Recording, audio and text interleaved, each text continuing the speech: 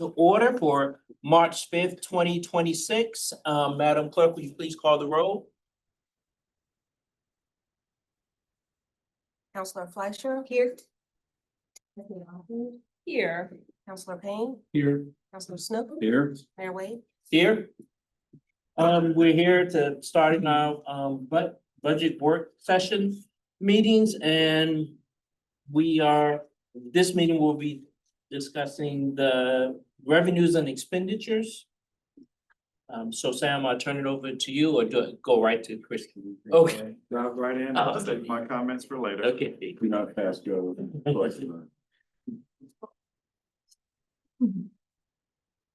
So good evening, council. This is the first in our series of budget work sessions for the 2027 budget development. So tonight, as the mayor mentioned, we'll be going over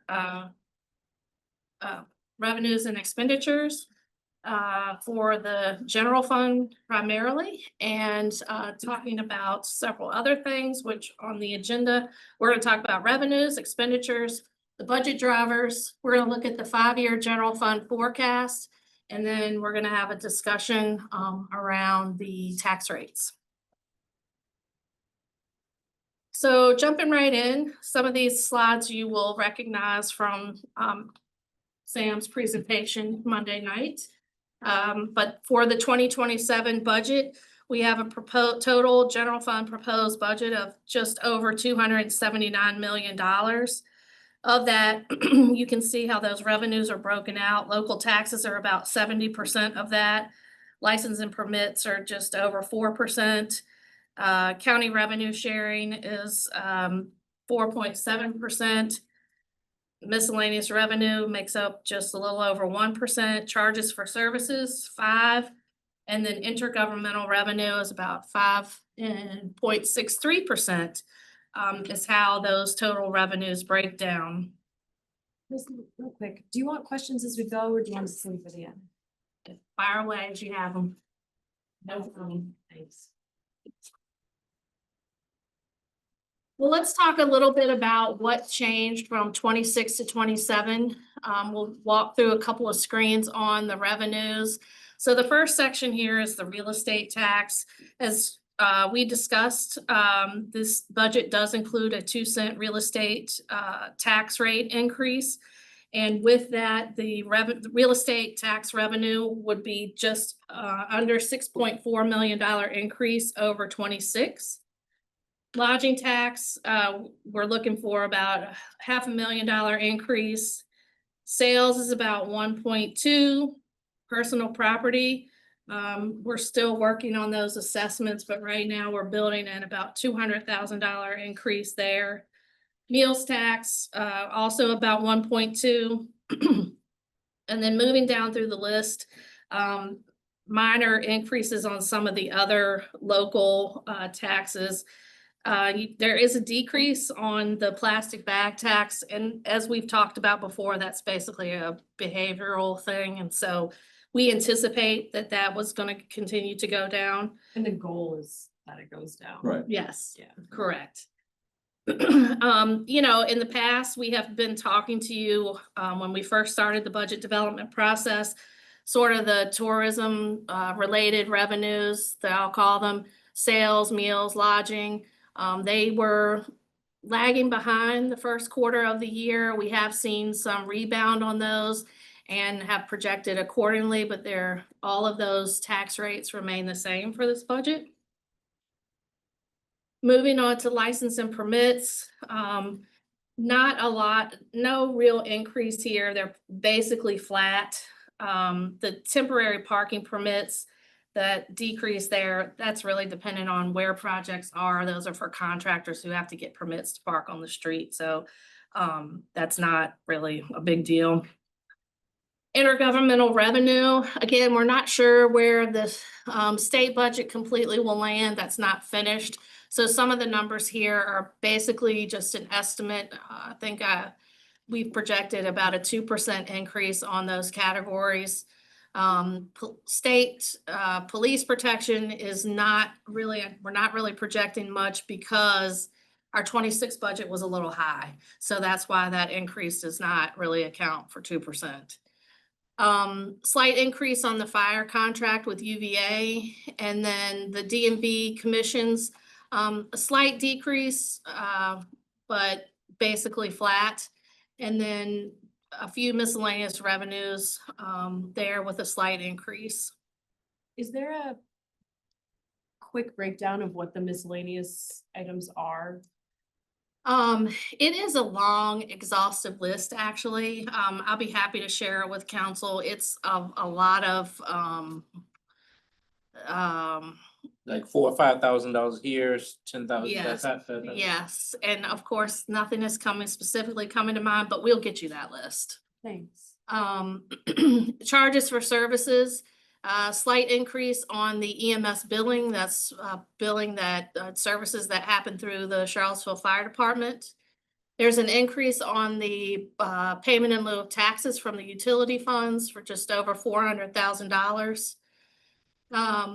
Indirect cost recovery, that is fees that we actually get from our cost allocation report. Those are fees that come through social services and others as our cost match for some of those grants. Parks and Rec revenue, basically flat, but a slight decrease. Court revenue similarly. And then there's sort of another category of other charges for services that are making up about 144,000. And again, that's a bunch of little small changes. We can certainly give you in the budget book on the summary page for revenues, you'll see all those listed. And we've just summarized them here, but we can provide you a list if you'd like to see that. Well, so in the budget on the charges for services revenue line, it's like 5 million and some dollars, and then the difference is negative $122,009. Is that the same charges for services as this? Or is it referring to different set of charges for service? It should correlate here, Okay. yes. Thank you. Miscellaneous revenue, interest rates have continued to stay higher than we had anticipated in 26. And we did take a look at that and project that into what we're seeing or expect to see for 27. So we are projecting a change there. Rent has decreased slightly. And then miscellaneous revenue, again, that's another, as I'm saying this out loud, I realize we have a bunch of big things grouped here. But they really are a bunch of little small item things to make up about $100,000 in that category. The transfer from other funds, we have a landfill reserve that has been in existence for quite some time. It was actually part of a reserve that was built many years ago. Before there was an opening of that agreement. We have continued to use that reserve to buy down the costs for the post-closure costs that we have related to the landfill in Ivy. And also that is where our bill is paid for the recycling center on McIntyre. We have been funding that about $450,000 from the reserve. Those two things total $948,000. And so we are using up that reserve and we're putting in more from the reserve this year to cover those costs. So the Albemarle County revenue sharing, as you know, there was a total increase of about 1.7 in 27. About 1.5 of that we're using for the operating portion of the budget. So all total for what we call the net operating revenue changes, that's about $13.6 million. And the next part of that is what we have sort of coined the term as designated revenues. This is the county revenue sharing portion that goes to the capital projects fund. And then also for the school contracts, and then the equivalent of 1% on the meals tax that goes to the CIP is also what we call a designated revenue source. So that's another 719,000. So that gets us to the revenue change or increase from 26 to 27 of $14.4 million. Any question on any of those before we move forward?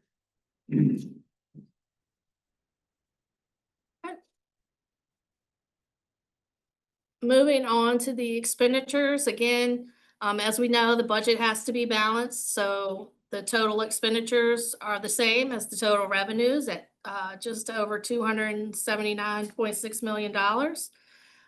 We are breaking this out into sort of functional categories here. And from this, you can see that some of the larger groups, the local contribution to schools makes up about 28% of the budget. Public safety is about 22%. Debt service is just over 4%. And then you can see how the other categories break out as well. So if we look at the changes there, as we've discussed, the change in the contribution to city schools is just over 2.5 million. That does match their ask based on their budget that was presented to you Monday night. We have increased rent and tax relief by 290,000. That does take into account the impacts of the increased real estate tax rate. We are fully absorbing a position that had previously been funded by a state Safe Routes to School grant that is now going to be fully absorbed within the NDS budget. And we are funding a security contract for social services, which is in all, I believe the total was like $70,000 and $50,000 would be the local portion of that contract.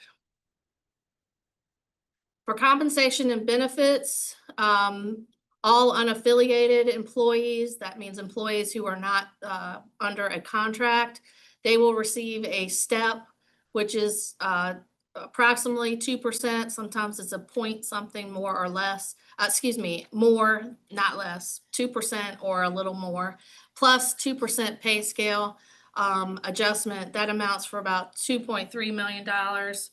The police contract in this budget account, this was just a renegotiation of that contract. The cost increase in 27 is just over 460,000. The fire contract, we just finished negotiating a wage reopener, a 1-year wage reopener for that contract, and we'll be renegotiating a contract beginning in the summer. That is just over 388,000. What did you say, a wage reopener? So their original contract was a 2-year or 3-year contract. And there was a provision in there that allowed them to come back to the table and reopen their pay scale, to renegotiate their pay scale in the 3rd year. So we just completed that with them, excuse me. And then their contract ends after 27 and their new contract will begin in 28, and there'll be a whole new set of negotiations for that. Labor and trades, that is a 4-year contract. This is year 2 of that contract, and that accounts for about $260,000 increase in this budget. I believe it was last year, council passed a resolution to increase counselor salaries. And so the total cost increase with that and the benefits is just over $88,000. We've been talking through many budget cycles now about vacancy savings and the contributions that they were making to the large year-end surpluses. You may recall that last year we took a swipe at that by we went from estimating $1 million in surplus, in vacancy savings. We went to 5 million for 26. We are closely watching that and closely managing that. And so we backed that off a little bit this year to move that down to 4.7 for what we think might be a little bit more comfortable. In addition, we've talked about the rising cost of healthcare and the rising cost of healthcare claims. And so that represented about a 15% increase per employee in the budget this year at about 1.5.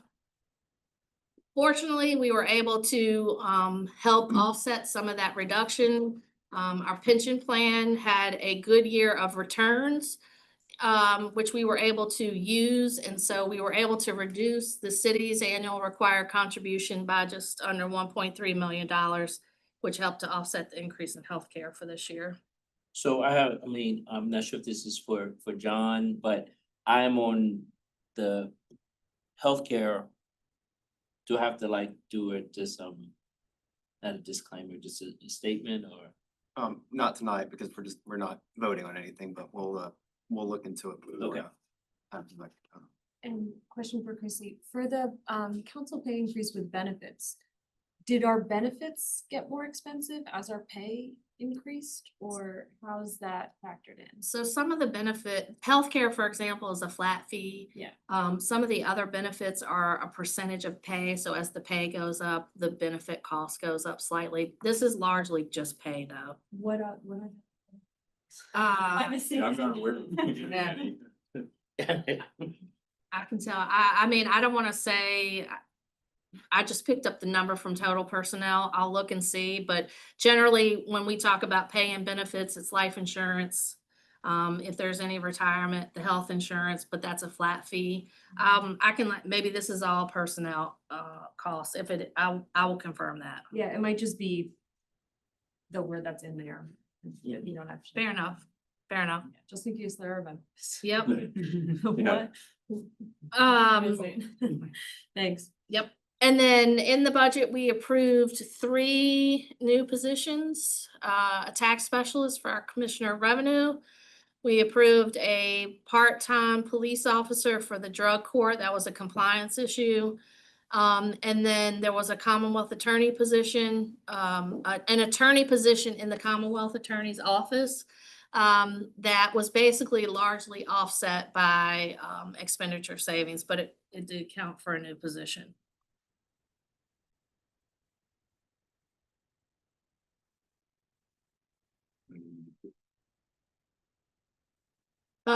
Contribution to outside agencies and nonprofits.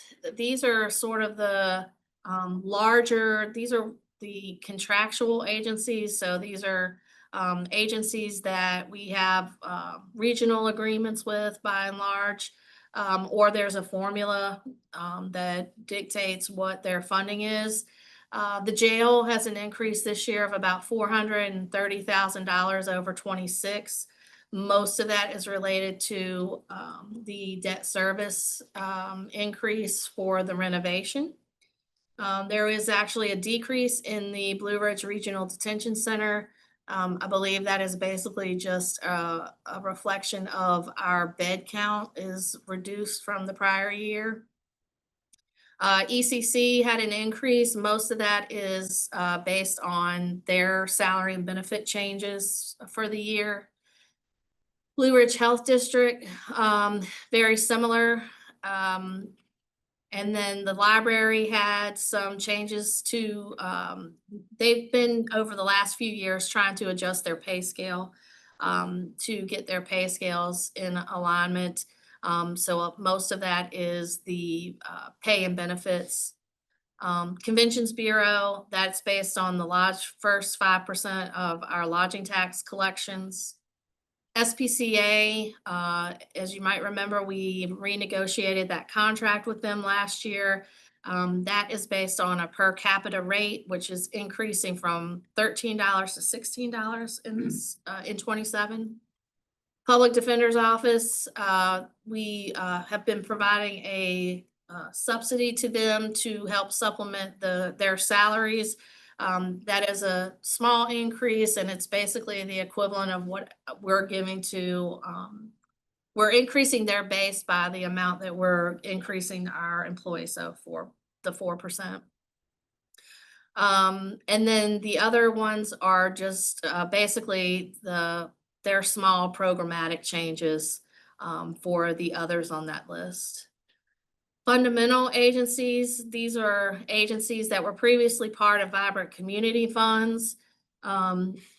Most of these, we'll talk about this a little bit more next week. We can give you some more detail, but most of these increases are based on a 3% increase over last year. Pathways, you'll notice that there's a negative there. So that is funded at $1 million in the budget, and part of that, 700,000 of that has been direct aid. The additional amount last year was $337,143 was to fund the administrative part of that. We were able to actually get rid of a position, a vacant position that was assigned to that. So we were able to move the total back to $1 million, and then also we're able to reprogram a few more dollars to direct aid, even though it's showing a reduction there.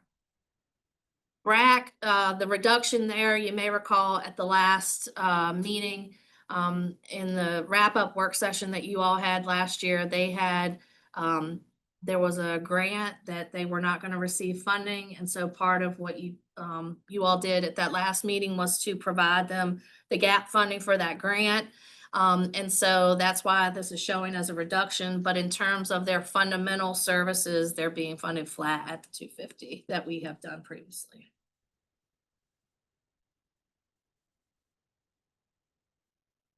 Interagency transfers, these are transfers of dollars from the general fund to these other funds. Debt service is one that we'll talk about in detail when we get to the CIP work session. That transfer is going up about $500,000. Our transfer to CAT is going up $883,000. Human services is going up about $600,000. Some of that is about 250 of that is related to the 2 new positions or the anchor program enhancements that we have funded this year with the 2 clinicians that were previously contractual and that will now be city employees. And then 150 of that is to fund KIP expansion to help serve I believe between 80 or 100 more spots for interns. And then social services is basically related to an operational increase, and CSA that is related to increased costs that we've been incurring as it relates to foster care. So other changes, Parks and Rec took a look at their budget, and they have reduced their salary for temps that they were using based on some other programmatic changes. Information technology, we were able to reduce the computer and infrastructure replacement. That's an annual funding mechanism for recurring replacements of city computers. Generally contractual increases, this is city or city department wide in the general fund, was about $1.5 million. Most of that is contracts that have CPI increases. A lot of it is for professional services, legal fees, those things where we have established contracts, but the contracts have annual increases. That's what makes up that 1.5. Slight increase on utilities. And then kind of moving down the list, the Council Strategic Initiatives Fund, as we've discussed, that is increasing about $130,000 over what we did last year, but that is to move your fund back up to give you $500,000.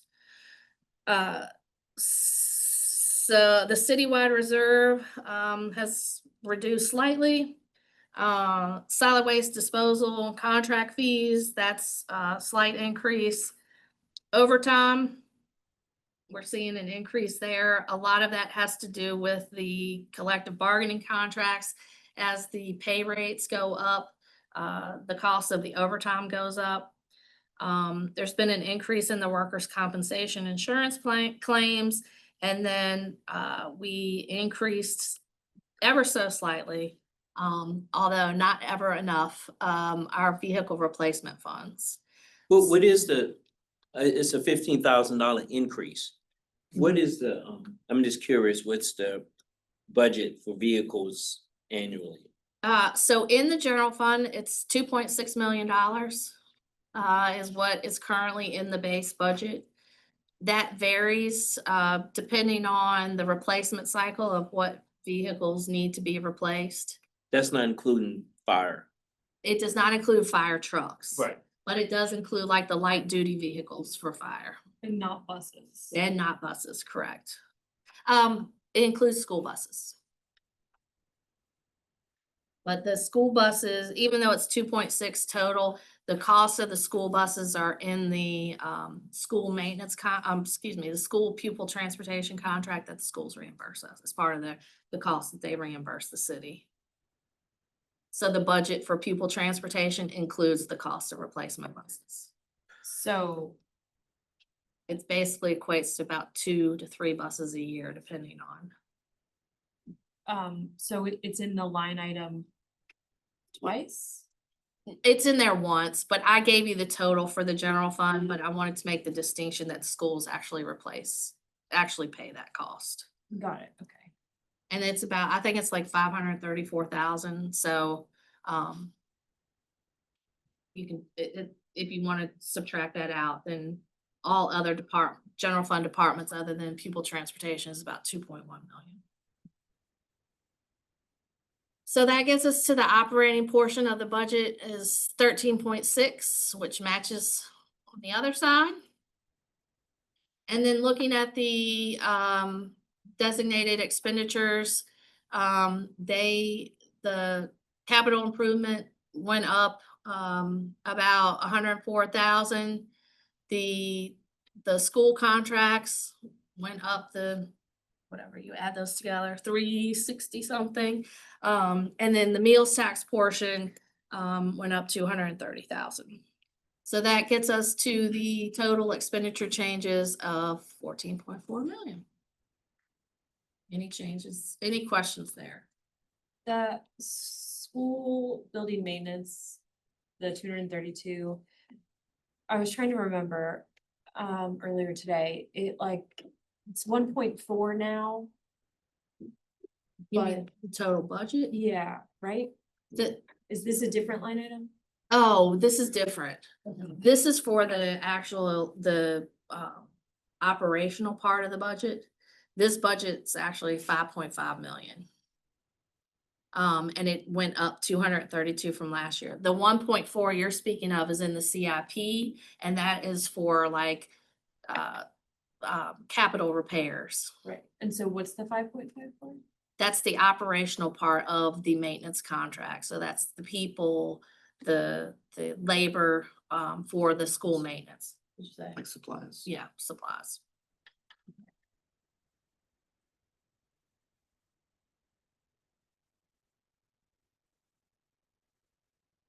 So moving on, we've been talking about drivers of the budget. These are slides that Sam presented Monday night. Do you want to talk about these? Do you need a break? Go ahead. All right, so just kind of refreshing for the conversation from Monday, referencing the fact that the priority that council has identified is to transform transit. And that has been presented to you as a 4-year plan. And the goal is for us to, of course, activate these 2 items to increase frequency, improve reliability, raise our ridership levels, secure more funding, and achieve optimization. And ultimately, the goal here is to operate a high-performing regional transit service. So what we had identified was that with the update to the optimization study, we had previously been operating with an idea that we were trying to achieve a little over 90 drivers, and now we know that number is over 100. So that's right, 100. So we need 40 additional drivers, 106 drivers total. So we need 40 additional drivers. But whenever we try to have that conversation, Mr. Williams is always pointing out to us that it's not just drivers. It's also the various staff members who support the drivers. For every certain number of drivers, there has to be a supervisor available to them to support them in the operations across the network. And for every set of buses that are on the road, we need to have mechanics available to keep those buses operational so that they can get back on the road as quickly as possible. And therefore, we have other ideas of supports that are needed. So we never want to just allow the conversation to focus on just the idea of drivers, because it's bigger than that. And for that, when you add in the additional supports that are needed, plus the fact that we have received from council an indication that you want to continue to prioritize zero fare for riding the bus. And there is a cost increase associated with collective bargaining. All that's identified here to suggest that the increase for funding needed to support our bus system is $2.2 million. That is shared with the county, and we're showing you as well that the city share of the CAP budget is 6.1 million, and the county share of the CAP budget is a little over $3 million. So this is meant to reflect the idea that this is year one of a 4-year plan. Next year, I would say to you that you've already made a commitment that we are going to be spending additional dollars in transit, which is why we want to point out to you that when you make a decision about the budget and the structure of the budget, you've already made decisions. Collective bargaining is one of those decisions, and now transit is one of those decisions. Affordable housing is one of those decisions. So you've pre-spent. So any increases that we get are automatically going to have to go here first based on your commitment, or you change your commitment. That's always the trade-off. So that's what we're pointing out to you at this point is 6.1 million for city share, $3 million for the county share. And we'll come back to you next year with additional increases to support that work. Supporting our schools, again, just to review, when we first met with them, their original ask was 6.4 million. That was reduced to 2.9, and then their final ask through their presentation Monday night is the 2.5, and that is fully funded in this version of the budget. Additionally, the 1.4 million we just talked about, that's in the priority, it's for priority capital improvements, that's in the CIP. And then another 1.3 million, which is for ongoing maintenance and improvements, that is also in the CIP. And then in addition, we have the Walker Pre-K Center loaded in the budget, and we have money for design and pre-construction in there as well. Pardon me. Affordable housing, redevelopment investments. We have an additional 5 million, which would be grant 3 of 3 for the redevelopment of West Haven. There's 1.7 million for Friendship Court Phase 3. 700,000 for 501 Cherry was added to the 5-year plan in FY28. We also anticipate roughly $500,000 for HUD entitlements. And then the interest payment for the Carlton Mobile Home Park acquisition is $227,000. In addition, this budget funds $1.5 million for the Affordable Housing Fund, which also includes the funds for HOPS, and $900,000 for CSRAP, and both of those are in the CIP. So that's 11.5 million in investments in this budget for 27. So moving on, I wanted to spend just a few minutes to talk about the sort of long-term projection for the general fund. As you look at this, and as you look at any projection, the obvious is that expenditures over this term are projected to outpace revenues. That's not unusual. We're looking at growth for revenue at about 2.4% and expenditures at about 3.2%. So part of our job with each of these budgets is to make sure that by the time we adopt a budget, those two lines come together and there's not a difference or a gap between them. But some of the things that relate to that gap is this is a look at what our tax assessed value year over year growth has looked like since 2022. 2022 was 10.5%, and then as you may recall, this year our reassessment is about overall average 3.7%. So, the line is going down. If you looked at this over a long term, you will see that this is all over the place. But I think you would find that our average is somewhere closer to the 4 to 5% range, and not always at the 10. So again, for the last few budgets that we've been working on, we've had a lot of extra cash to spend, and now we're moving back to something, quote, air quotes, more normal in terms of growth there. If you look at what's sort of tied to this projected annual growth, the tan bars on the left relate to the relate to the revenue.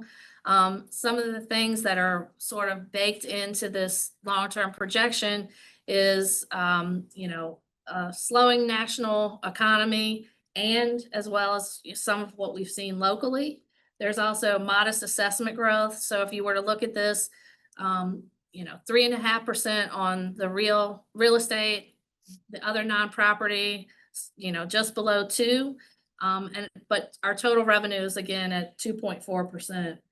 On the expenditure side, a lot of what is baked in here right now in terms of the increase is what we are projecting out for employee compensation, for the collective bargaining contracts, but also will be necessary to keep up for our unaffiliated folks and that pay scale, as well as the cost of benefits.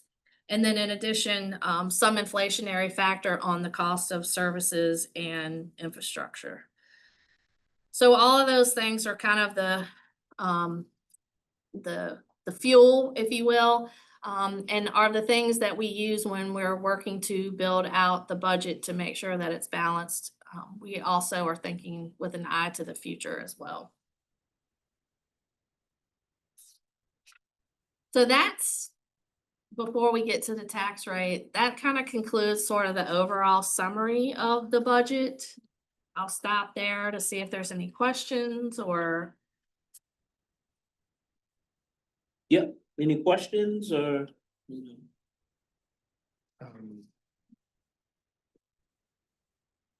You like with collective bargaining. So. Some of those costs are probably, maybe inevitable no matter what, but there's definitely. Creating additional costs is beyond just like adjustments we would need to make to the market. What again is the process for how it would unfold if council determined that amount is too high to work within our budget? It's associated with your ability to fund the budget. So if you were to indicate that we think the number is too high, that we're out of whack when you're not interested in raising taxes, and we cannot pull any additional levers to bring it back into balance, one of the conclusions that we would draw is that the collective bargaining agreement cannot be funded. We would have to go back to the table. Basically, we would indicate to them that we are not able to fund the budget. We are not able to fund the contract. And then they would more than likely want to move forward with fact finding. So we would have to go to a third party and they confirm the outcome in that case. Because we're at the table negotiating two-party, it's us and them trying to reach agreement. If we were to say that we can't afford it, then we would have to prove that. But there's not binding arbitration, so whatever the fact finder said, It still comes back to you. it would eventually come to city council to make a final decision on whether to fund it at that amount. That's correct.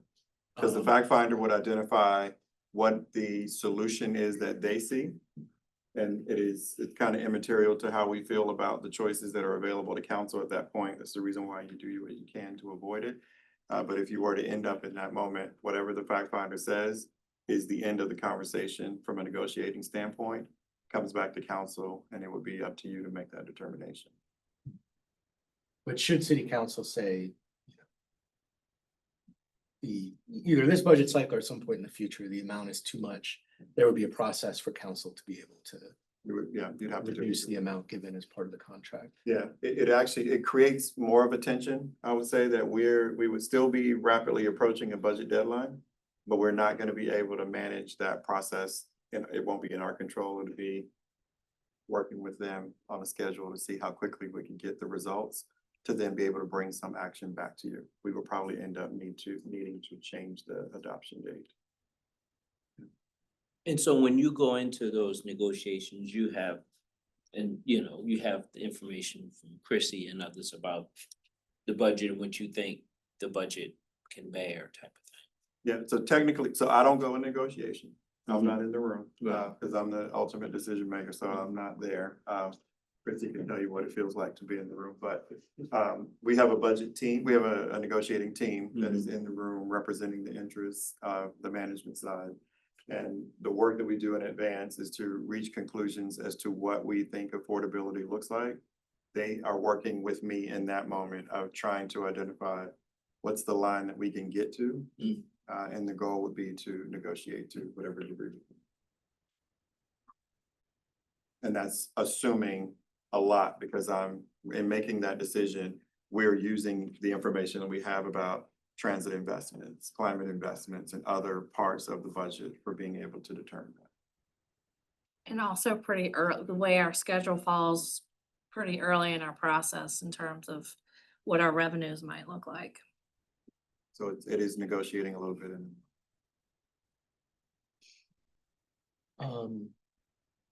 Going kind of sequential, the employee healthcare costs have gone up a lot, you highlighted. Is there anything we're not doing or that are best practices or innovative programs that can kind of bring that down? Jason, do you want to speak to that? Do we need to go over there? Yeah. Yeah. So, so as far as healthcare best practices, the city has hired a new, third-party consultant who specializes in that area. So for the last however many years, we've had a consultant that we've worked with, and it's always good to get new ideas and just make sure that there's nothing that, we look at as far as plan structure, the premiums that we're charging, rebidding all of those contracts for healthcare, pharmacy benefit managers, all those sorts of things. And so we're in the process of doing that now. And Human Resources is doing that with the new consultant, where they're sort of doing, an A to Z review of the plan, how it's funded, how it's structured, the cost sharing between the city and employees and retirees. And so there's probably not much that would affect, 3 months from now, but over the next 6 months, all of those things are going to be revisited to see, what efficiencies could be found. Thank you. And then for the new positions, it sounds like the Commonwealth's attorney one was essentially offset or mostly offset. Mostly offset. For the other two, given that we kind of freezed hiring significantly or creation of new positions significantly, how were those determined to be So the top priorities? The court recovery officer is a mandate that we had not fulfilled. It's been, basically, we've been out of compliance for some period of time. So for me, that was one priority that we needed to go ahead and get resolved. So that was the basis for that. The other position was, Commissioner of Revenue works very hard, I must say. And with adding the tax relief programs, it just it becomes more work with more people applying and more people processing.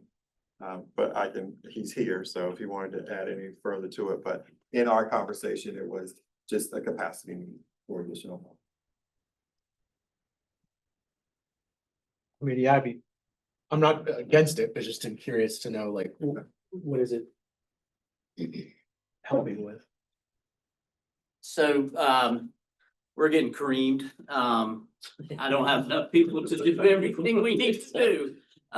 This person is gonna work with business license and business taxes primarily to be sort of a frontline, customer service type position. That would hopefully free up my business tax auditors, to actually go out and find money. That's the idea. That was one of the deals that he made with me, is that we should actually get a little more money in, but he couldn't offset the position. But he would try. Yeah, so that He would was the try. question is this position gonna find revenue that we're not collecting? This position is not, but hopefully it will free up some other folks to go out and do some more audit work and discovery. That's the idea. Right now, those people are chained to a desk, kind of managing customer service tasks, walk-ins, phone numbers. And I need them auditing and doing other higher level stuff. But then this person's also gonna work on the, sorry, you just said it, not compensation, the, I said tax relief, but. Tax relief, it's yeah. not exactly This that. person's probably not No. gonna be doing. Not doing it. I Okay. need that too. I got that confused because he asked for two. oh, I see, sorry, okay, got it, thank you.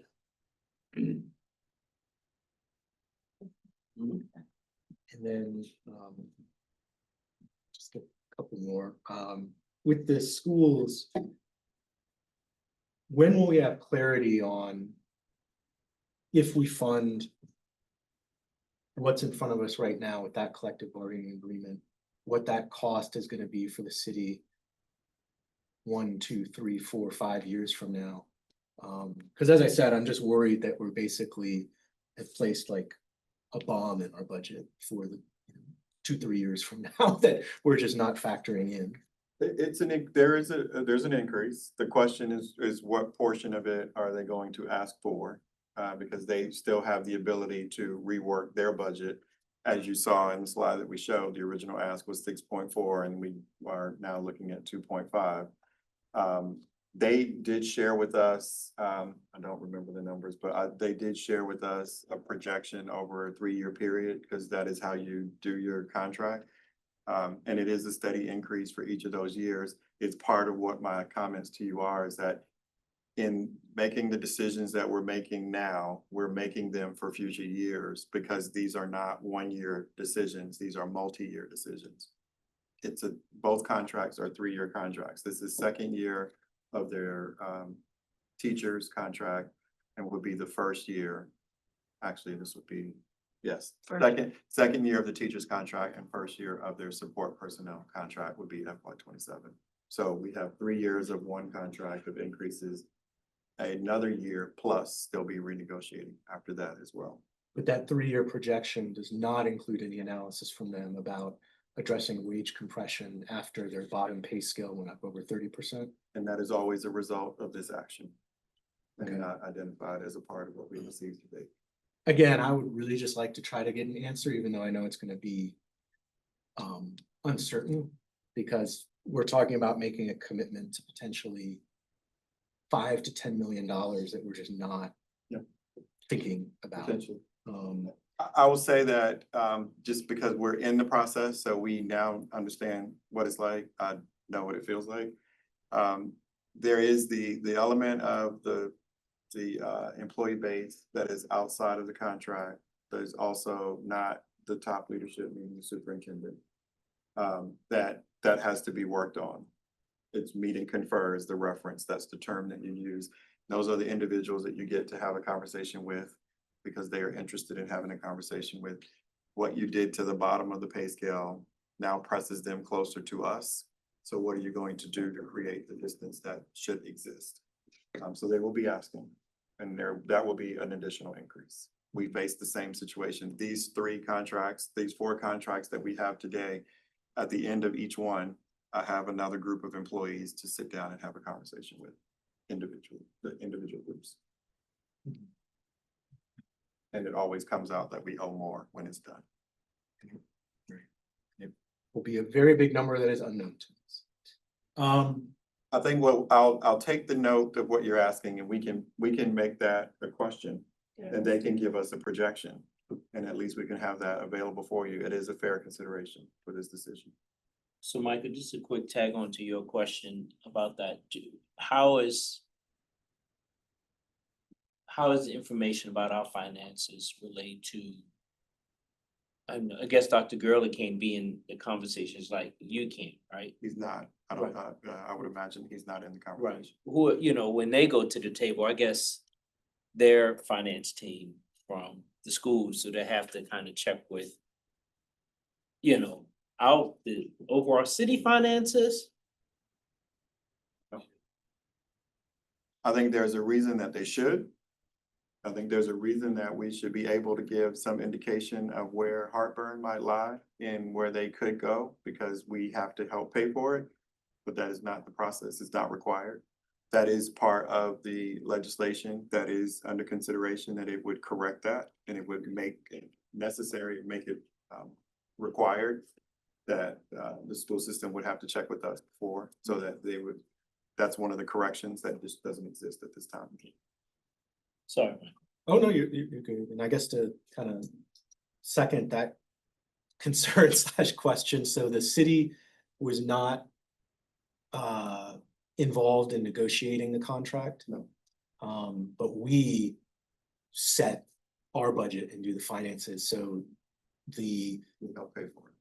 right, so the information and decision makers who would fund it were just not involved in negotiations. So they go house shopping and don't ask the bank for what mortgage they can get is basically what we're saying? Okay, just checking. That's the analogy you want to use. Just checking. And one final question, not that important, but curious, with the 5-year general fund projections, how is 2.4% growth? What's landed on for the projection? We have a table behind that where we're making some assumptions on a bunch of things, salaries and benefits, debt payments, our capital cash costs. And so that 2.4 is basically the average of all those categories. I can share it actually in the budget book.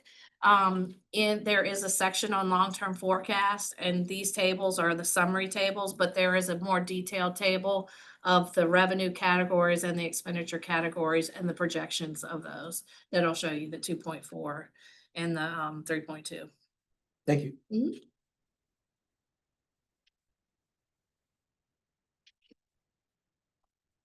Anybody else here before we move on to talk about your favorite topic? Yeah, I got a couple questions. So I know we're waiting for the state budget. Just for, we talk about state contributions along the way, and in various boards and committee meetings we're in. But just to kind of summarize it nicely for the discussion here and for anyone who's tuned in, what are kind of the biggest areas of state contributions where what are we waiting on making the most impact? Kind of like the top, the top section. In terms of total dollars, social services, CAT, human services, they all have a big portion of state funding. For the general fund specifically, state aid for police, reimbursement for constitutional officers. I'm missing one. Let me go back. There's 3 that are big.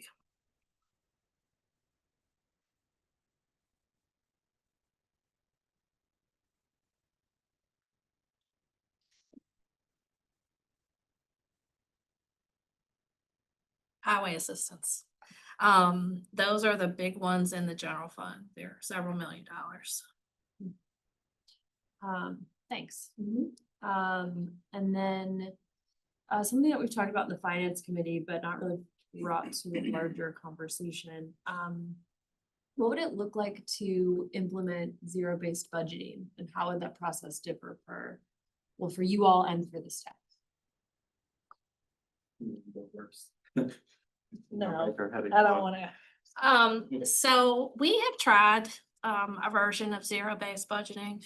And I will say that we don't just, there's a perception that we take, if my budget is $100, that we start with $100 and we just add on from there. That's actually not what we do really.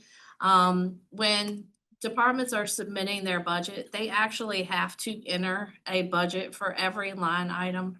They have prior years to review, and certainly they use that as a guide. And sometimes you know, if for office supplies, do we say, yeah, well, we think it might be 2% more or whatever, or the trend is this? But for all the big line items like contractual services, travel and training, we ask that they itemize that, each year. So there is, I would say we do some hybrid portion of that. Many of the large budgets, like, that's departmental budgeting. For the many of the larger items, we do look at trends. And also, you know, a lot of the departmental budgets, many of them are contractual, like for our core services, trash, for example, is based on a contract that has an annual escalator in it. So we know that that's a given increase. Same for like our auditor fees, that we pay. So some of it is a given. You know, like I said, we have tried zero-based budgeting. I'm not sure that, I'm not a fan personally. Because I think that, they're just core costs, and we're already asking for the details. We do a pretty deep dive, with the submission, and also when the departments come to advocate in front of the city manager for their budget, we ask a lot of questions. So I'll stop there. I'll stop rambling. Sam And likes it. then I'll add, not that I like it, I learned to do it, so I have an appreciation for what it feels like. It is a lot of work, and not that that's a reason to not do it. It is a lot of work. We are doing, as Chrissy said, we're doing a hybrid version of that. I would say we haven't always necessarily done a full hybrid version. But what it actually has uncovered is that through the way that we are approaching budgeting today, we actually are able to get directors to go back into their budgets and figure out where they can be creative and where they can come with suggestions on things that they can do differently. And they've actually been responding well to that. And now what we've also gotten them to do is be conditioned to the idea that if you want to do something and you don't think you're going to get a yes, come with that plan. So they are now showing up with, I would like to take these 3 vacancies that I've not been able to fill for an extended period of time and take them and do this with it. And here's why, and here's what we get in return for it.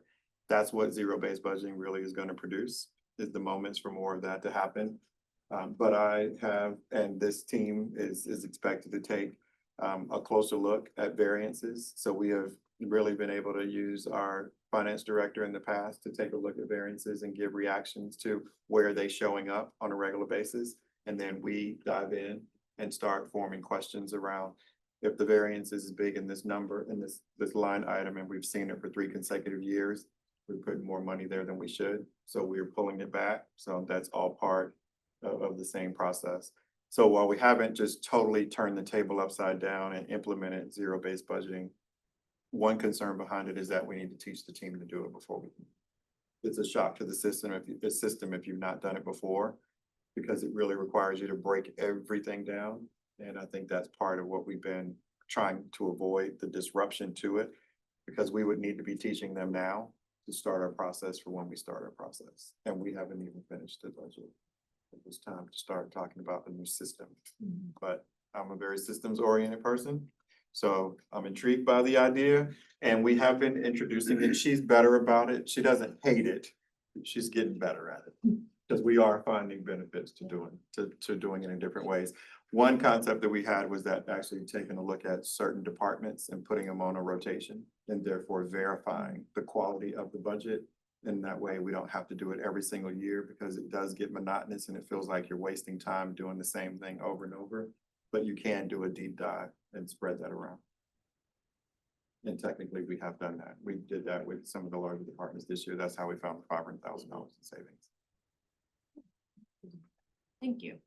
I know we did kind of an overview in revenues today, but I was looking at the budget summary earlier and highlighting some line items that I had questions about. Like the Wills tax line item is a 31% change. Is there what, so We see fluctuations in that based on interest rates. When there's a lot of refinancing, we see a lot of those, it's really deed recordations more than wills. But it's really, that's the biggest contributor. And then obviously, you know, as people have large estates and pass away, and then we get large will tax, if you will. Okay, thanks. I've got more, but I'll send them a list Okay. to give you a chance to look at them. Okay. But I do have one question for intergovernmental revenue. There's a line items, it's just called transfers. Were those part of what we looked at in here? Sorry.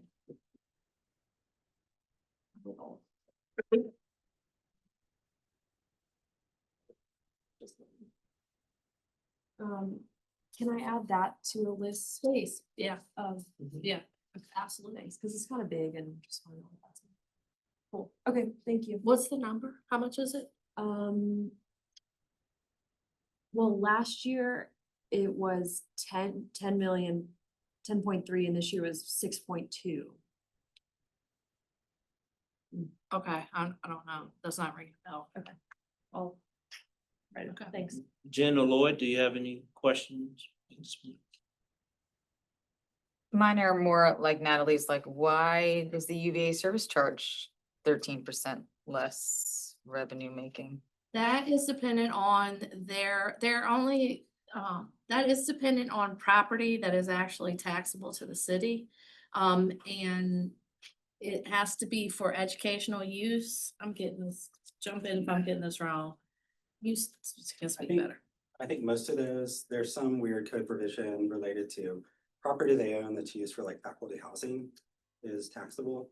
And one of the larger pieces, they either sold or transferred between the university and the foundation or something like that, and it came off of that tax roll. So that's primarily why it went down, I think. You know which property it was? I could look it up. They give us a list. So, It's only like 3 or 4. yeah, there aren't very many of them. Yeah. Yeah, and similarly, how did the city schools make a revenue? What's the revenue from city schools? That's their payment for the contractual services. Is that a couple $1 million? No, it's $4.7 million. That's the pupil transportation that they pay us for the pupil transportation. Okay. Thank you. That may be what you're seeing in transfers as well. It might be transfers from schools. So I know there is a schools line item, and then separately there's a transfers line item. Okay, I can look at it. I don't know. Yeah, otherwise, everything Yep. I have. Yeah. I think does it. Lloyd, you didn't have anything, right? No. Okay. So. As you know, this budget includes a 2-cent tax rate increase for real estate tax. And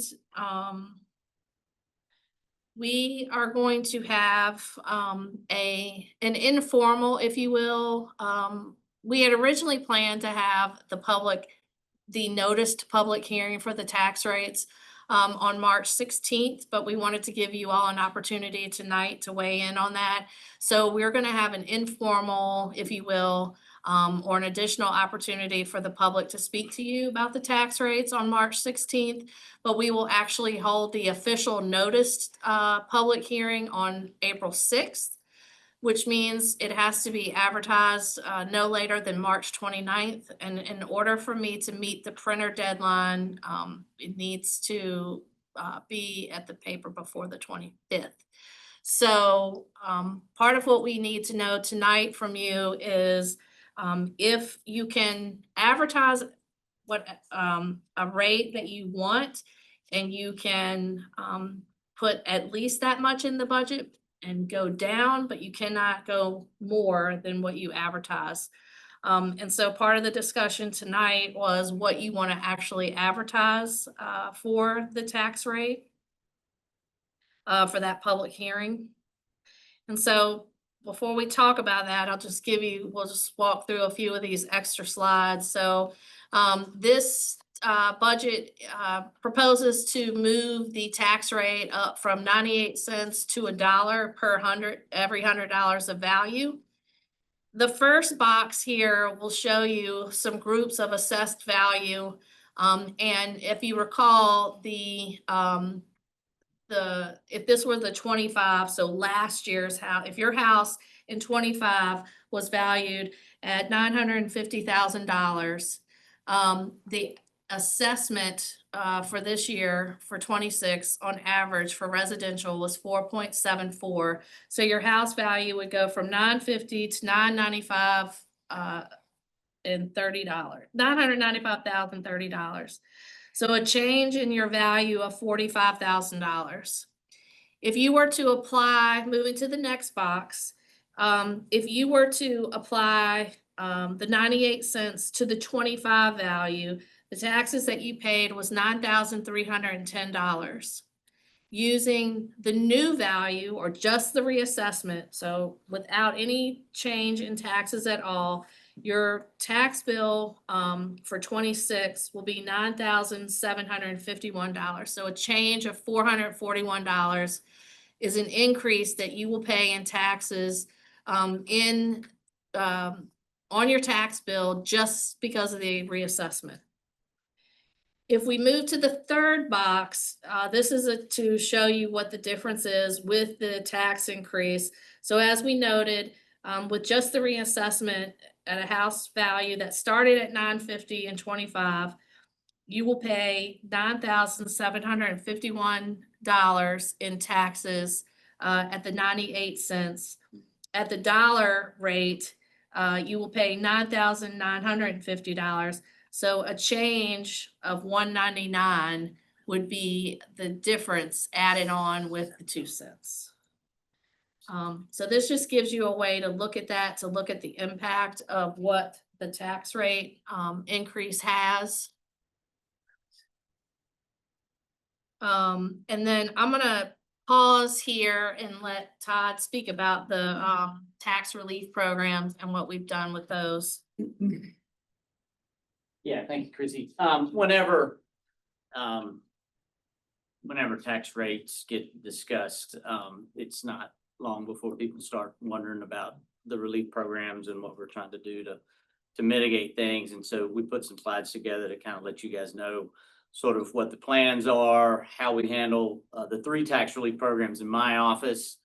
So the first slide just kind of gives you an idea of what we've budgeted for each program, how many folks we expect to take advantage of it.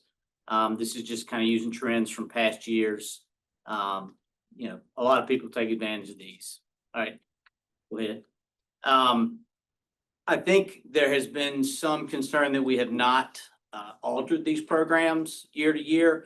You know, we used to come in, some of you guys may even remember when the budget process would happen, there was this kind of haggling over what we're going to do with the relief programs. Where are we going to set the benefit amounts? You know, what are the thresholds for the home value and the income value?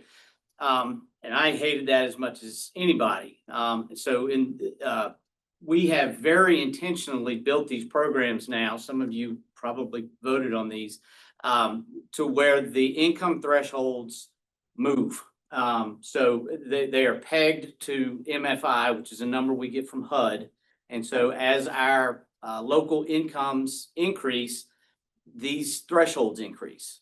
And so the idea is we're hoping to try to keep people from falling out of the programs as, you know, as their income increases. We don't want them to drop out. So, you know, these have a built-in mechanism to move every year. And you can see there how since 2023, the income thresholds have gone up.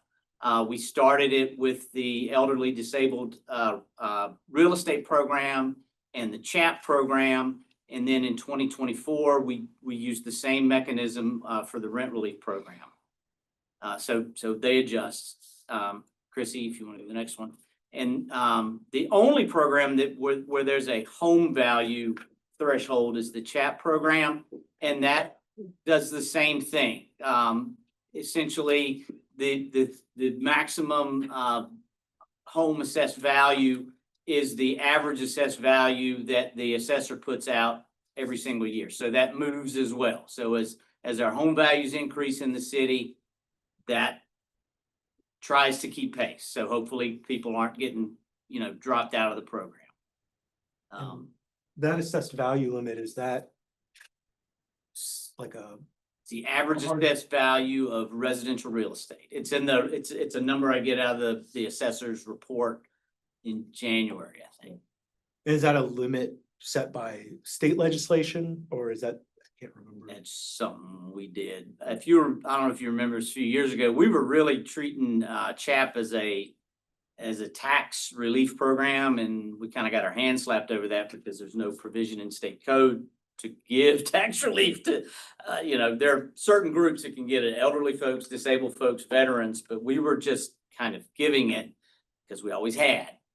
So we sort of restructured it at that point, and then that seemed like the number to go with.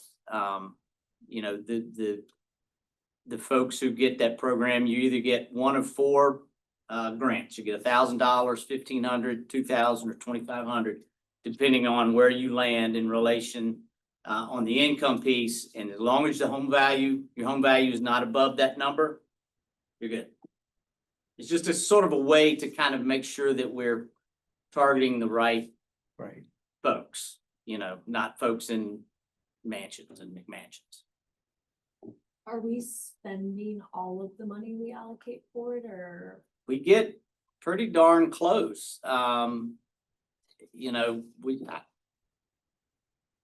It's about Last year was the first year I think I undershot the mark on one of the programs, but we had overshot on some of the others, so we're able to move some things around, so we haven't overspent.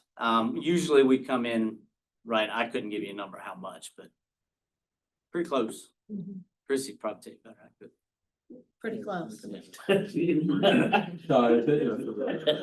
Then it's structured correctly. Is the program you're just describing the thing that we worked out with Andy Block's assistance? Yep. Just for those who don't know, 3 years ago, I guess it was, maybe 4 years ago, with the assistance of law professor Andy Block and his clinic on local government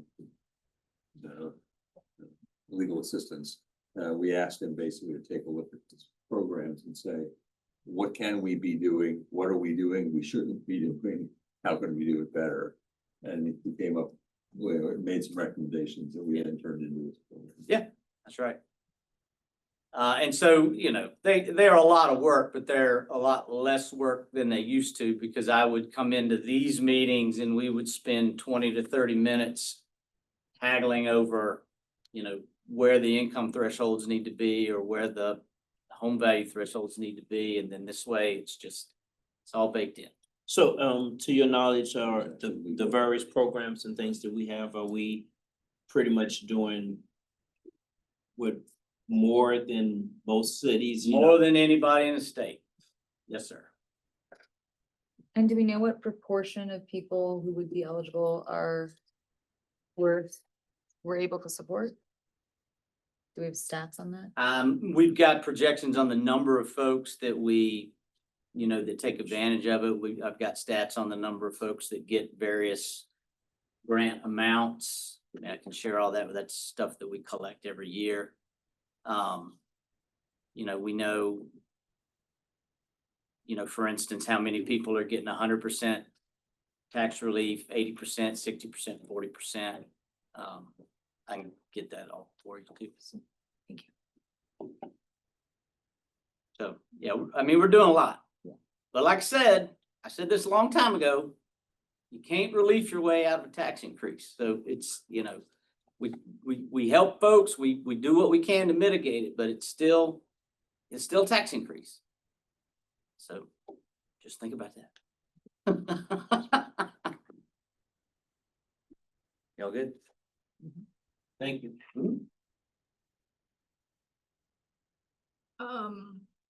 So just to review, about a penny on the real estate tax rate is about $1.2 million in revenue increase.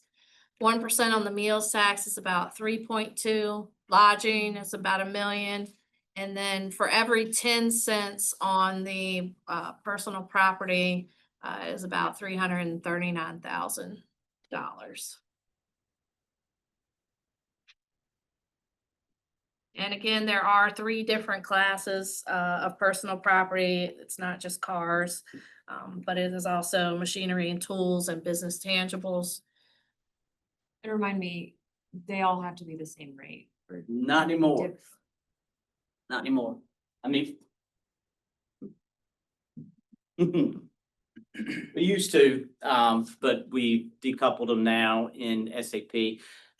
Primarily, they were all bunched for accounting reasons, but you could have decoupled them. Now they're separate GLs and SAP, so it's a lot easier to. It's not easy, but it's, Well, you can fun do it. acronym. Yeah. Through with us. Yeah, sorry, SAP's accounting system. Okay. Have people started adjusting? I mean, what do other localities do? Do they have different rates? Most localities might have who do it, they tend to have a different machinery and tools rate. They might have a really low machinery and tools rate because they're trying to attract manufacturing or something. We just don't really have the infrastructure for large scale manufacturing, so it hasn't really made sense to do that. We've got, I think, 30 to 40 businesses classified as manufacturers in the city. So it wouldn't really reel many businesses in, right? Put them. And that's concludes sort of our presentation. Again, we have our work session tonight. Next week, we will be talking about nonprofits and agency contributions. March 26th is the CIP. April 2nd, we'll use for a wrap up. We have several public hearings on the horizon. Again, we'll have the informal public hearing on March 16th for the tax rates, the official notice public hearing on April 6th. Our community budget forum is March 19th, and that serves also as our public hearing on the budget itself. And then we're slated to formally adopt the budget on April 9th. And just a reminder, if you go to the budget webpage, we will have this presentation and any of the materials that we talk about in the budget work sessions will be there on the website for the public, including a tax calculator that we have built out if you want to go in and key in your own assessment value to see what it means for you specifically. You can use that tool to do that as well. Other That's it. questions, comments? What do you need from us now? What do you want to advertise on the tax rate? Do you want anything else specifically? Good question. So, I'm thinking that, at least for me, that we definitely want to see it higher than 2, so I'm comfortable with advertising it at 2 cents, so. Natalie, Yeah, no more than that. so you're comfortable with it 2, Lloyd? I'm comfortable with advertising for 2. As I've expressed to folks, I have my alternative plan, but let's advertise 2. Yeah, Michael? Yeah, I mean, I'm comfortable with advertising too. I always think there's no harm in giving ourselves flexibility, so I'm not necessarily opposed to advertising other things or higher, but if it's 2, then that's fine. Jen? 2 for me, please. So you have what you need to advertise? Kind of, sort of, but Hmm. support for advertising 2 cents is not the same as whether or not we're going to live with a decision to increase. So if we're going to possibly not increase, we don't have a lot of time to come up with alternatives. So we should use some of this time to discuss what said alternatives can be. Because if we need to get to work, which I would I would suggest that if we're not increasing, we have work to do. We need to have some kind of indication of that. And I think we can clearly acknowledge that we've heard using surplus to fill is one idea. We'll put that on the list. But we're needing to hear, is that what you want us to do, is to do the work to identify alternatives to avoid a tax increase altogether, Can I ask, so that you can see what that is. can I ask a couple questions about that strategy? Sure. The first is, does doing that automatically raise red flags for our bond rating folks? Yes, because it basically indicates that structurally your budget is not balanced. So that's one part of it. The other part of it is, when we rate ourselves with our other AAA peers, our current fund balance policy, is mediocre. In comparison, it's not counted against us. But typically, it's not one of our, we don't get high marks for our fund balance specifically. And so it definitely, there are often, not often, there can be times when it is necessary to draw down on a reserve or a one-time funds, but it typically has to be something big and there has to be a plan to replenish that. So if there was an economic downturn, for example, or if a catastrophic event happened here, you know, the downtown, something happened on the downtown mall and you know, many of our tax revenues were impacted. That might be something that we could do and discuss. And we would have to convince them that we have a plan to get our budget back in balance, but to use one-time money to balance the budget is not seen as a good financial planning tool. They would much rather know that management and council have the strength to either raise taxes or cut expenses to make sure that you're structurally balanced. So, So like, if there was something catastrophic, it's useful as a Band-Aid, but not as a. And I'll give you the flip. That's looking at it from a deficit perspective. There's also more of the ability to look at it from the positive perspective. If we were anticipating significant change to our revenue projections and think about development, if we were landing AstraZeneca in the city, then we might be able to make a case for why we would use funds out of our reserves to do certain things, higher expenditures to help bring that home. And in return, down the road, we see bigger dividends. That's not our case. So that's why it feels hard for us to process the idea that, how do we defend this? Because it would be them looking at us and saying, well, you're just not as disciplined about this as you need to be. Supposing the answer is that we are hopeful that we will have the ability to impose a higher sales tax, we bring in roughly $12–14 million more a year, therefore more than offsetting the $2.5 million that we're talking about for the real estate. that revenue source is limited to capital only, so it can't be used to offset. My understanding is the way the legislation is written is it cannot be used to reduce what you plan to fund for what is currently in your budget, so you can't supplant your budget, and it has to be used for capital. So it wouldn't make up your $2.5 million operating deficit. Well, how much money do we contribute every year to the capital program? About in total or just for schools? Either number? In total, it's, well, for this year's budget, it's 8.4 million in cash.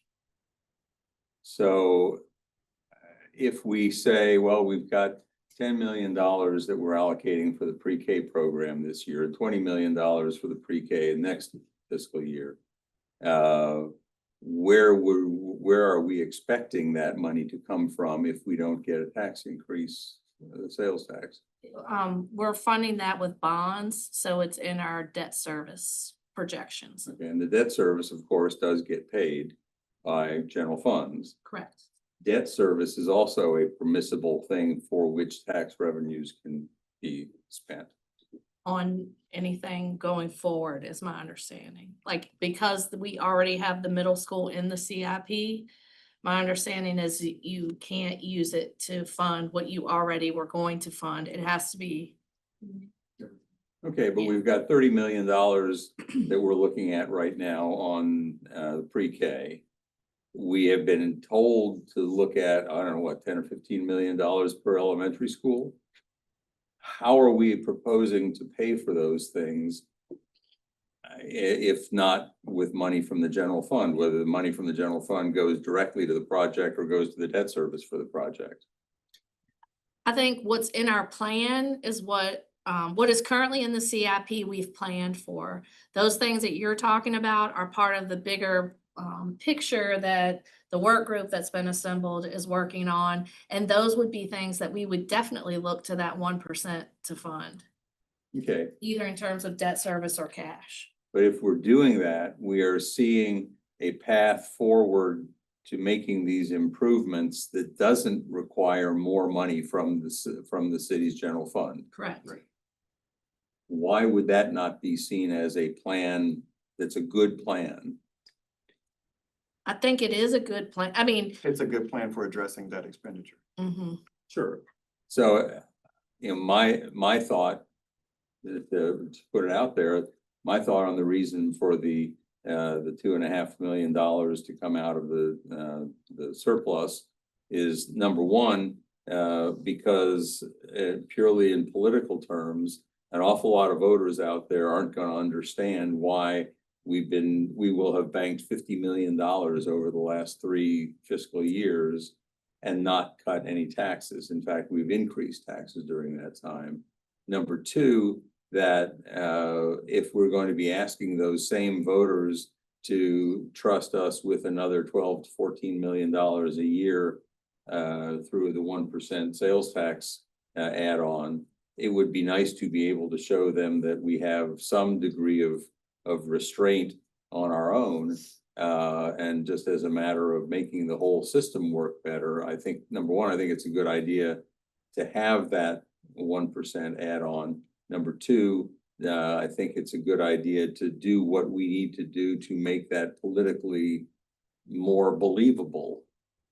And as I said in my memo to folks, we pay Sam to not worry about the politics. We get paid to worry about the politics. And we need to worry about the politics. I think what I would just say to you is, in your scenario, you've argued the point for the sales tax working, but you haven't fixed the structural imbalance that is caused by using the surplus funds at 2.5 million. That's the issue. It's not that the scenario won't work to use the funds that are generated from the sales tax to address our schools facilities issue. And we will have to exercise restraint. I will offer you that too, because the bill that we got from Mike Goddard was a projection, and it was $100 million for everything to get done. And we know that's not real. That's just a projection. So depending on what actually comes out of the General Assembly, that's our scenario for doing whatever we choose to do regarding facilities. We're still in the concern mode of, if we take 2.5 million in one-time funds to address a recurring matter, we haven't resolved that by the prior year. And we're gonna have to eat that at the start of the prior year, is the pressure that it creates. But before we even get to that, we'll have a date with the bond rating agencies that we'll have to try to explain, and why did you do that? And how are you getting out of that? And that's the concern. Well, and one of the ways we're getting out of it is by not digging the hole deeper over the next 5 or 10 years. If we were going to go ahead and do the school improvements that we're talking about, we will be digging that hole significantly deeper unless we get a number of things to happen. One of them being the tax increase. And again, that to me says, let's do what we can do to make that, to sell that. If we can, and one of the things I think we need to be able to do to sell that is, to not be, I mean, I just think it's a really bad look that that we're at the same time that we, in the same, within months of each other, we raise the real estate tax and we come back and we ask for an additional 1% on the sales tax at a time when we've already been talking about the fact that our financial analysts tell us that we're getting pretty close to the limit of how much we want to be taxing folks. I just think we need to be sensitive to that entire picture. And particularly if we think that Charlottesville, I do believe that the Charlottesville voters are going to want to support the school system, and they're going to want to support good construction of good schools. But I also know that if we don't get money from some other place, like a tax increase that's earmarked to that, we're gonna have a heck of a hard time figuring out how we're gonna fund $100 million or probably $150 million. I mean, if we want to look at it that way, typically these, I think the grant of authority lasts for 10 years. If we had 1% times 10 years, that's $150 million. That's basically, we've already got that lined up. We already know what that's going for. And we don't have another plan for it if we don't get that sales tax increase. And so if we're looking to get the sales tax increase, I think we need to make that as attractive as possible to as many voters as possible. And that's the plan forward. That's how we get out of what is at least we're not going to be deepening the structural hole. Right. The problem still remains. We haven't addressed the hole we created. That's the problem. Everything else about what you said, perfect. It tracks. By using one time, we've created a hole that we haven't addressed. Okay, even if, so, okay, I don't know, we'll talk about it more later. So, yeah, I've got a couple questions based on this discussion.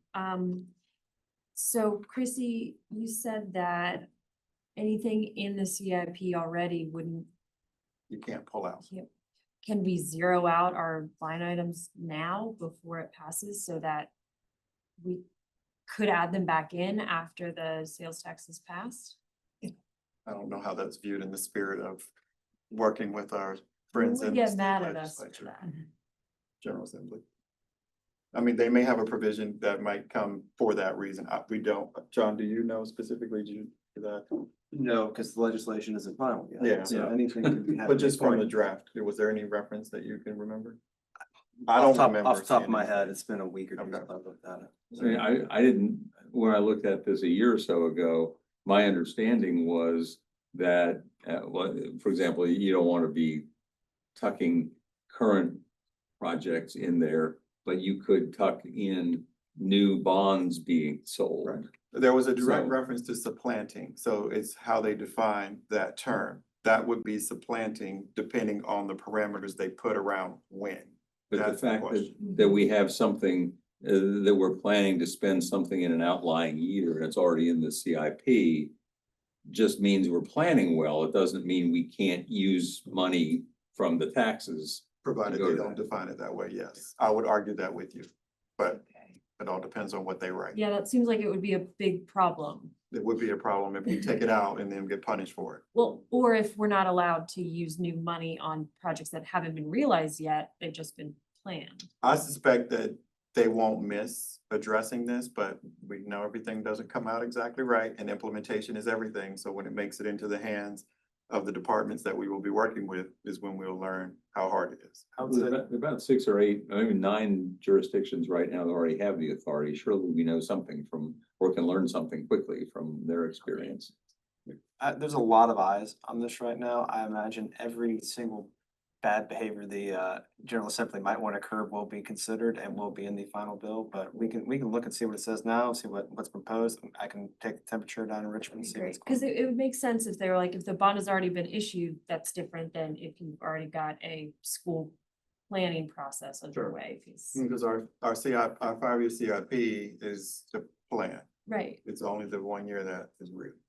But But we don't know how they're looking at it from that and perspective. then, the bill as drafted, the only thing that it does is to change one section that says what's applied to these 8 or 9 jurisdictions now applies either to, we're adding Charlottesville, Albemarle, or it applies to everybody. I mean, I didn't see anything in the bill that suggests they're changing the standards from implementation. Anyway. And then my second question is, are there any one-time expenses that are currently be paid from the general fund that could be paid with surplus money instead? Since I know things have to come from specific buckets, is there any shuffling there that can be done? I don't know what one-time expense, I don't know if there's any one-time expenses Time expense that are ready in the. already in the budget that would be getting paid from general. I don't, to say no would be a big, no, that would be a big stretch. I will say, I'm not aware of anything that is material. However, there are things that, are recurring in nature that maybe we could shift, i.e. Does my question make sense? Yeah, i.e. replacement of vehicles. You know, there's a certain amount of dollars that are put into, the general fund budget every year for replacement of cars. To maintain the schedule.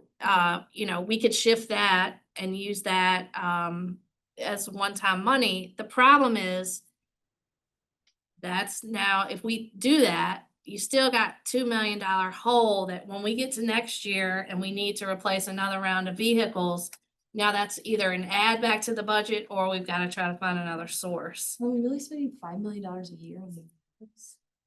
Close to 2 million-ish. Oh, okay, I thought you would say 5 earlier. If I did, I'm sorry, I misspoke. That, That's 2. five was shocking. 2.6, as you said. Okay. 2.6. Yeah.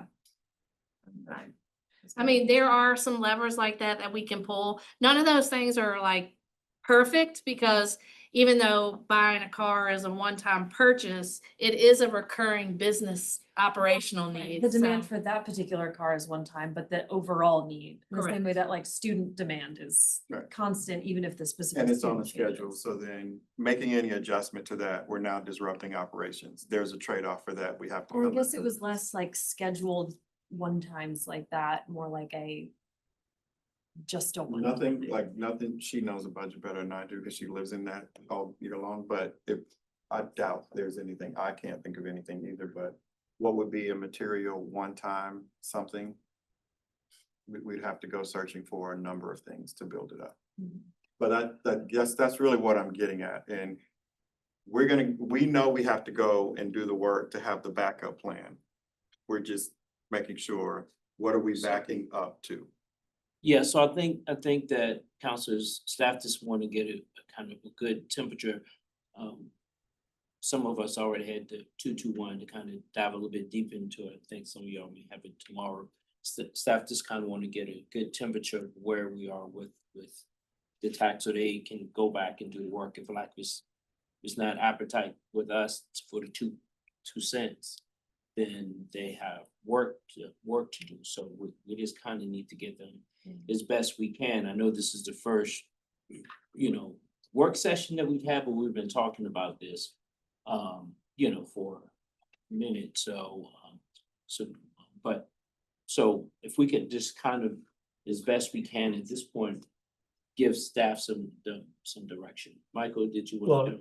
And I just want to add, I double checked that 1 cent sales tax legislation has died in the state Senate. So it was left in appropriations after being folded into another bill. Point being, there's no guarantee it even passes this year. If we use surplus, we're going to be in that position of having done that, not knowing what the outcome of the state budget process will even be. But again, bottom line, there's really no guarantee it passes this year. That's last year. Well, now that they know it'll go signed. Do you want to switch seats since you got the bad news? A lot of things on that list. Let's hope there's some political posturing down. Jen, you want to chime in? Yeah, I think after hearing the pressures of the bond rating and how much we need that to work kind of to get the work done. And the risk associated with like not knowing about the November vote, that I'm comfortable with the 2 cent increase for the real estate tax. And I think knowing that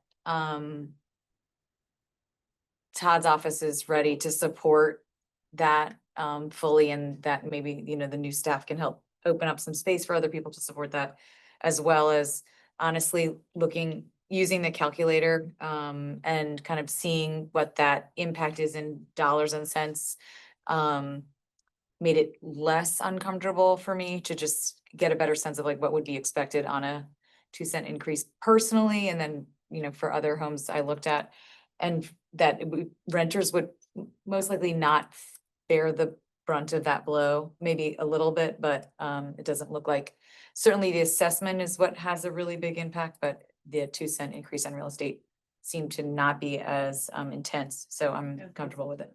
Yeah, as the assessment, yeah. Yeah. Which, in the assessment, we can't help that, like, that's. Why would the renters not be affected by their landlord's actual payment instead of, why would it matter whether it's an assessment or a rate increase? The rate increase is not such a proportionally high increase. The assessment is, so when you roll in the smaller amount of the tax increase, it's not causing a proportional jump. The assessment's causing that jump potentially, and I don't know, I don't rent anyway. But that the small add-on of the 2 cents would likely not make another huge step in that. It would be, yes, rolled in, but the proportion wouldn't be significantly different than what the assessment is creating, than the change the assessment is creating. Okay, the assessment change is roughly an average of 4%. If we assume that landlords are simply passing on their costs, they would pass on a 4% cost. If the tax also goes up by 2% on top of that, they would presumably pass on a 6% cost increase. I would think. Right? Yeah, I mean, I didn't math that way, yeah, but potentially. But I think your point is kind of like someone's a small-time landlord, which is the situation is probably gonna apply most in. And their house that they're renting out is worth $750,000. The 2 cent increase is $157 a year. So you're talking about passing down $12 a month in cost if they made the decision even to put 100% of that into the rent, which I don't think they would even do that. The assessments will drive the increase, but I agree with your point. That's what I'm saying, yeah, Well, thank you. it's a $348 plus $157 increase in total.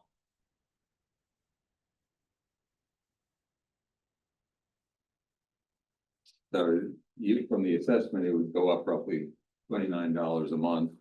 And then you would add on top of that another $12, $13 a month.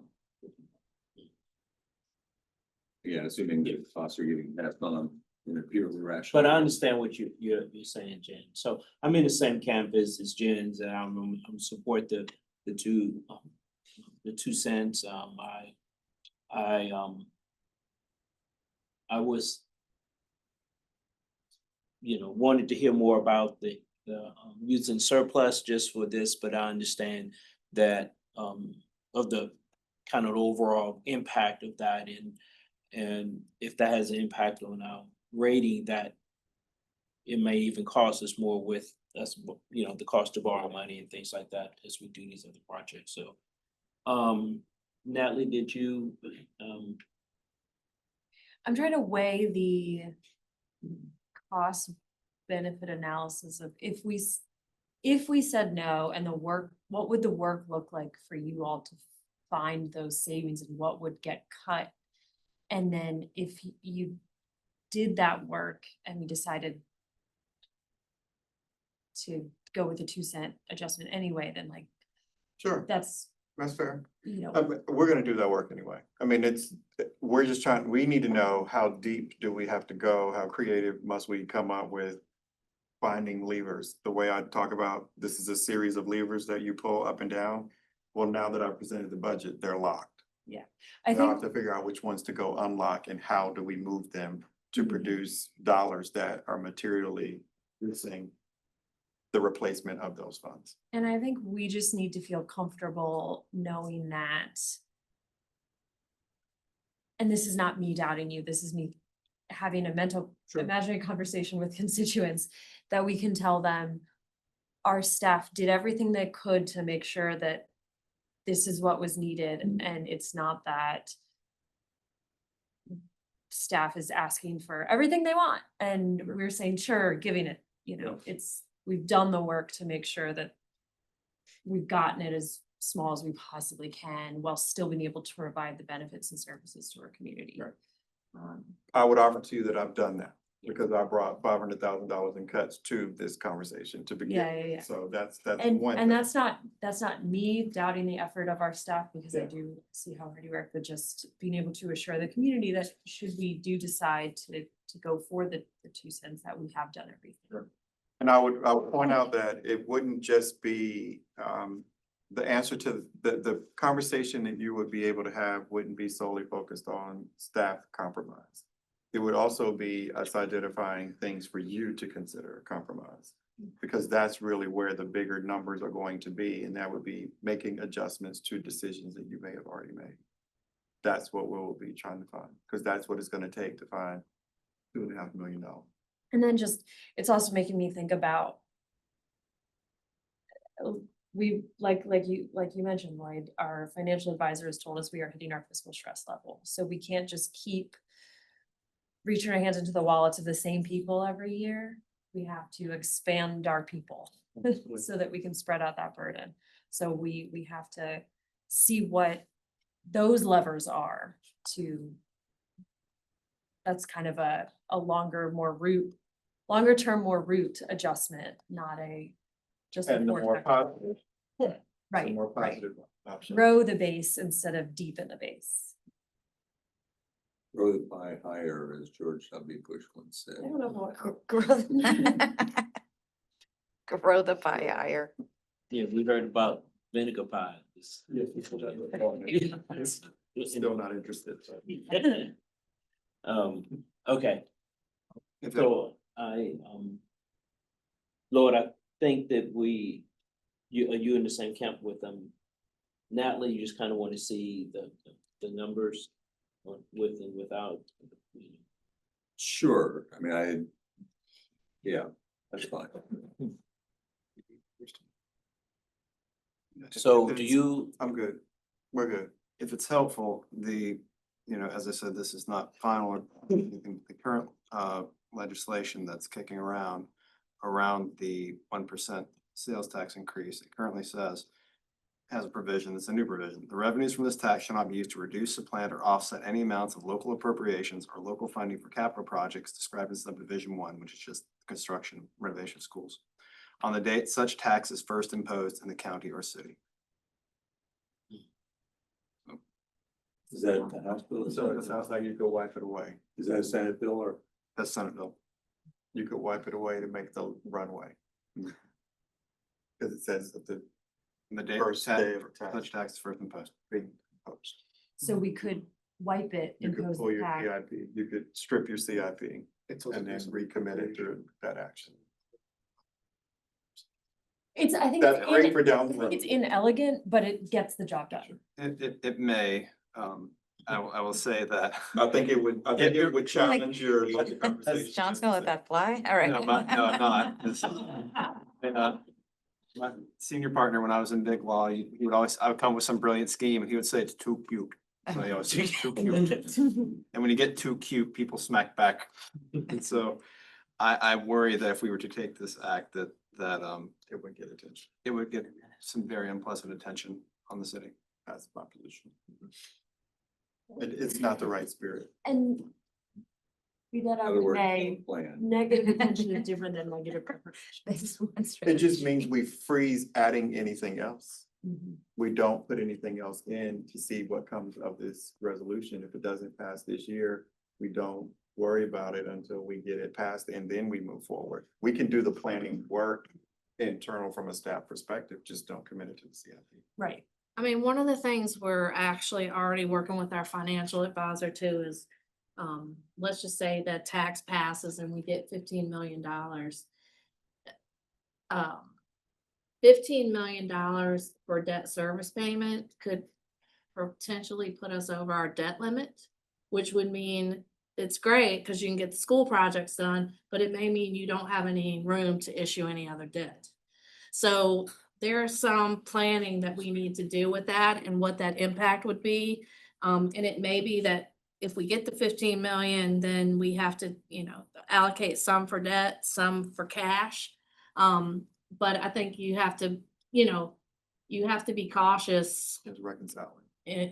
to figure out. I think we don't know what any of that looks like. There are, as Counselor Snook mentioned, there are other localities that are already doing this. They already have some policies in place. We're already trying to get that information to see what their splits and what that stuff looks like. So we'll have more to talk about, but there's some work to be done there. And we can use our surplus money for debt service as long as it's like additional payment. It is not replacing payment, right? Well, yes and no. So if you look at our, we'll look at that debt table when we look at the CIP. We are already, our debt payment, our actual debt payment is already a lot higher than what we're transferring from the general fund because we've been buying down our debt service fund balance. So yes, we can use the surplus. And what you'll see is, in fact, when we got some gain sharing back from the school this year, our debt service transfer should have gone up over $1 million because we've been talking about that. We actually held it at $500,000 because we got the 1.4 from the schools. But the impact of that is because it's just a one-time payment. It's not increasing our base. In future years, you're talking about $2 million a year increases on your debt service payment. So yes, you can use it. But if you're not increasing your base to get you closer to what your actual debt service payment is, it's a little bit kicking the can and it's going to keep compounding. Okay, I was imagining it more like, over the course of a year, you've you've paid off one more mortgage payment than you needed to, and so it cuts your term. So the only way you do that with bonds is you have to refinance them. And we actually do have, well, as of a week ago, there are some refunding opportunities that could potentially save us a couple $100,000 a year. And we look at that every year when we get ready to sell bonds. But it's not like we can say, oh, we're going to pay this principal off fast because you have people who are holding the bonds. And unless they're structured to be callable and other things, it's not the same. You can't electively just pay it off. Okay, thank you. Good try. I followed you. That was good. Thanks.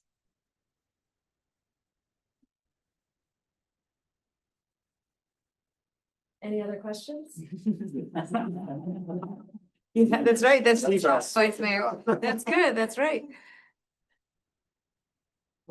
Michael, did we hear from you? Did you already say what you were thinking on this? Okay.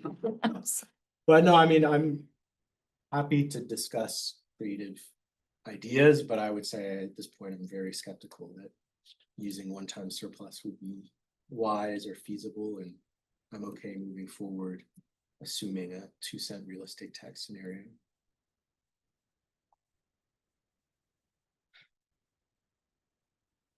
I would like to wait for him to return. Sure, for this. sure. I'm trying to think of what can I say.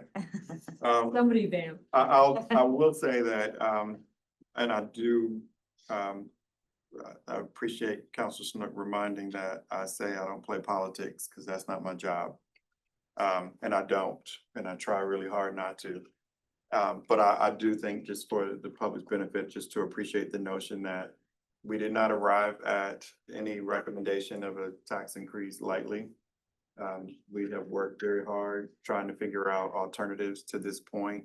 We started this budget cycle with a double-digit gap. We start with a gap every year because we're realizing that there are things that come forward that we then have to see if the assessment and other increases were enough to cover. It wasn't. It was dramatically out of balance at the start of the year. Ms. Hamel did a masterful job of finding all the different ways that we could potentially move things around.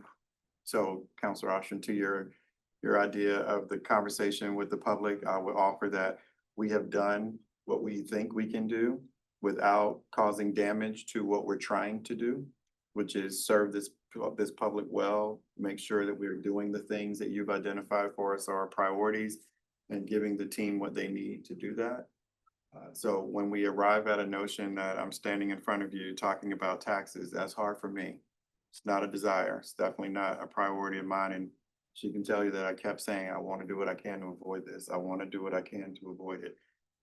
And in checking with you all as a part of my process, I come to council and ask your perspectives on where we are, taking your temperature on taxes, because that's a part of the choices. And when I laid out the budget presentation on Monday night, I reminded you that I only have two choices: increase in revenue or decrease expenses. That's it. So when we arrive at that, we cut what we feel like we can get away with cutting unless you tell us differently. If you tell us, go back at it, and I have described for all of you, I use a scalpel and I wield a hatchet. I love working with a scalpel, but I will cut. And everybody in this room that works for the city of Charlottesville knows, oh, he will cut. It's the damage that you do when you're using a hatchet versus when you can use the skill of a scalpel. So the goal is to try to avoid that to the best of our ability. So we have done a number of things. We each have recognized that we needed to have options as drastic cuts and changes. There are things that we have to put meat on that bone, and we can bring that back to you, give you a shot at looking at that. And if you choose to go that route, then it's available to you. That's our job. So we recognize that we'll do that. They won't be pleasant. I'll tell you that. Sorry. Do you have those ready? We're working on them. Okay. We have to make sure that we determine what the true value of the adjustments are, because I could tell you an idea, but I don't know that it generates enough money to take away. And I'm looking at this in half a penny increments. That's the only conversation I want to have with you. I'm not looking for $200,000. It's got to be half of a penny in those increments to make it make sense. I had a question about thinking of that kind of thinking. So we saw 4 new FTEs. How many were requested? But I know it was well over 4. I want to say 31, but I might be making that up. It felt like at least 31. I know it was significant. I don't know if it was, I don't remember, sounds like a but lot. well, it's usually a lot, but, and I mostly say no to that anyway. Especially if salaries are already gonna be the big driver in that. It is why I have, in my message back to the team, has been that we have chosen to invest in the staff that we already have. So therefore, we don't need to continue to expand. We take care of who we have, and we have to work smarter with who we have. So that comes at a cost too. So I guess one question I have, if we're saying that we now have a $2.5 million structural deficit that I assume we did not have last year. What specifically makes up that $2.5 million? What different things this year are causing that? The 569,000 extra to schools, because the budget was based on 2 million. That's the number I gave them. So that's the number that I gave Ms. Hamel. The investment in transit, I think it was 8. 83. It makes, I have it here I somewhere. think it's 883. Yeah, the number for transit, 883 for transit, that's the increase that we have to absorb that was not baked into the budget. And then 1.1 is the collective bargaining impact. So those 3 together is why we have a need for additional revenue or an offset of the expenses. That's what I went Tuesday morning. Was that this week? Yeah. Yeah, this week, what that's, told the public with. That's the reasons for it. Yeah, those 3. And it won't matter for this budget cycle, but I'll just flag for us to think about. The land value tax legislation has passed the General Assembly again, it won't matter for this budget cycle, but if we're trying to think ahead 3, 5 years from now, whatever decisions we make around real estate may just like play out in very different ways within like 2 or 3 years.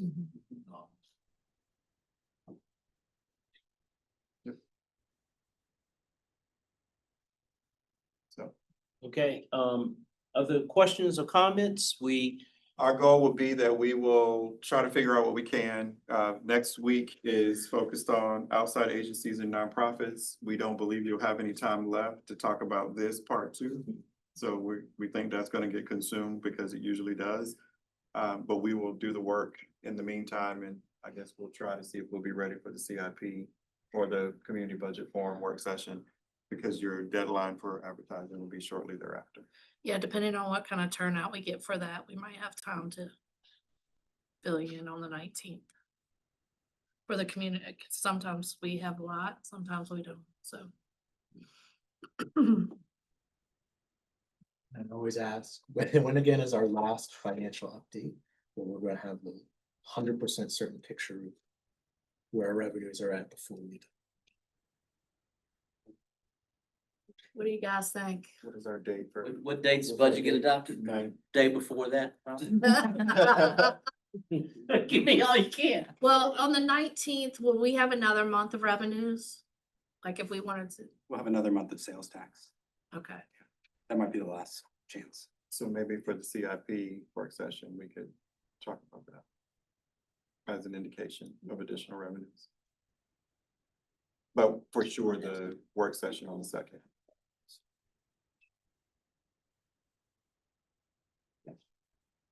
Okay, any other questions or comments? Is that it for tonight? Yes. Okay. Thank you. Do we have to do a motion for this or, okay, can I get a motion to adjourn, please? Motion to adjourn. Can I get a second? All in favor, please say yes. Yeah. Yes. Opposed, please say no. So.